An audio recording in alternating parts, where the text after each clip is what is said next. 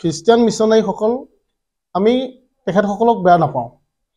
ব্যক্তিগত দেখোন আমি ধৰ্মীয় আমি কোনো বেয়া নাপাওঁ, কিন্তু তেখেতসকলে এনেকুৱা সুবিধা লৈছে আমাৰ সহজ সৰল ভাই ককাসকলক বিভিন্ন প্ৰলোভনে তেওঁ ধৰ্মাৱলম্বী কৰিছে।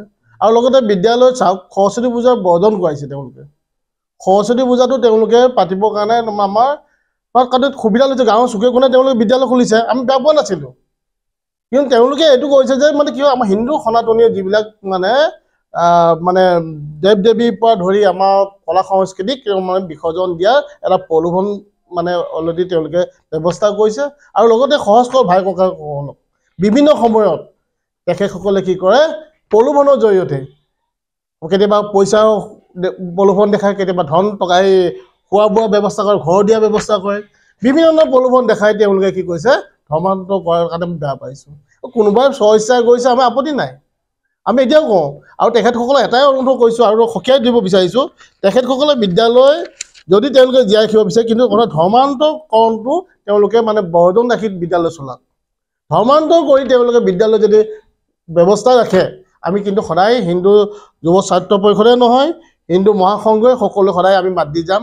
আৰু চৰকাৰক অনুৰোধ কৰিছোঁ অতি শীঘ্ৰে যাতে তেওঁলোকক সকিয়নি দিয়ে আৰু তেখেতসকলে ধৰ্মান্তৰ যাতে বন্ধ কৰে তাৰ কাৰণে আমি অনুৰোধ কৰিছোঁ। খ্ৰীষ্টিয়ান মিছনেৰী যিবিলাক বিদ্যালয় আছে অসমত সৰ্বাত্মকভাৱে আমি বন্ধ কৰিবলৈ বা নিষিদ্ধ কৰিবলৈ আমি চৰকাৰক দাবী জনাইছোঁ। কিয়নো এই বিষয়টো ইতিমধ্যে আজি অসমৰ সংবাদ মাধ্যমতে হওক বা অসমৰ প্ৰেক্ষাপটতে হওক খুব চৰ্চিত বিষয় হৈছে। কিন্তু আমাৰ বাবে এইটো নতুন কথা নহয়। হিন্দু যুৱ ছাত্ৰ পৰিষদে বিগত বহু বৰ্ষৰ পৰা খ্ৰীষ্টান মিছনেৰী আগ্ৰাসনৰ বিৰুদ্ধে মাত মাতি আহিছে। আমি যিদৰে জেহাদীৰ বিৰুদ্ধে থিয় দিছিলোঁ, আমি কৈছিলোঁ যে মাদ্ৰাছাসমূহ বেন কৰিব লাগে। সেই সময়ত কিন্তু বহু অসমৰ লোকে কৈছিলে যে এইটো এটা অসম্ভৱ কথা, এইটো এটা অবাস্তৱ কথা। কিন্তু এতিয়া বৰ্তমান দেখা গৈছে যে চৰকাৰে মাদ্ৰাছাসমূহ বন্ধ কৰিছে। কিয় বন্ধ কৰিছে? যে মাদ্ৰাছাসমূহত জেহাদী বৈক্ষণ দিয়া হয়। ঠিক সেইদৰে আজি আমি এটা কথা উত্থাপন কৰিছোঁ যে খ্ৰীষ্টিয়ান মিছনেৰী যিবিলাক বিদ্যালয় আছে, সেই বিদ্যালয়ক কিন্তু নিষিদ্ধ কৰিব লাগে। কিয়নো তেওঁলোকে শিক্ষা প্ৰদান কৰাৰ আঁৰত তেওঁলোকে চলাই আছে ব্যাপক ধৰ্মান্তৰকৰণ আৰু তেওঁলোকৰ প্ৰচাৰ প্ৰসাৰ। তেওঁলোকৰ যি ধৰ্ম, তেওঁলোকৰ প্ৰচাৰ প্ৰসাৰৰ লগত তেওঁলোকে ব্যাপক ধৰ্মান্তৰকৰণ এই খ্ৰীষ্টান মিছনেৰী বিদ্যালয়সমূহত চলাই থকাৰ এটা অভিযোগ উত্থাপিত হৈছে। সেয়ে আজি আমি এই সংবাদমেলক চৰকাৰক এটা দাবী জনাইছোঁ যে অতি শীঘ্ৰে খ্ৰীষ্টান মিছনেৰী যিবিলাক বিদ্যালয় আছে, বিদ্যালয়বিলাকক অতি শীঘ্ৰে নিষিদ্ধ কৰিব লাগে। কোনোবা লোকে খ্ৰীষ্টিয়ান ধৰ্ম গ্ৰহণ কৰিছে স্বইচ্ছা, তাত আমাক ক'ব লগা একো নাই, বা আমি কোনোবা ধৰ্মীয় অনুভূতি আঘাত আনিব বিচৰা নাই।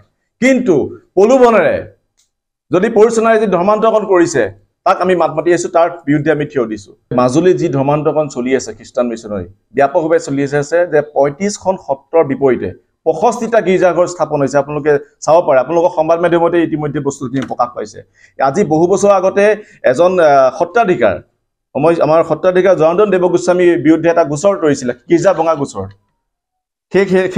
সেই গোটেই বিষয়টো আমি সাঙুৰ খাইছিলোঁ আৰু তেখেতক আমি পিছত আইনীভাৱে তেখেতে নিৰ্দোষী ঘোষণা হৈছে।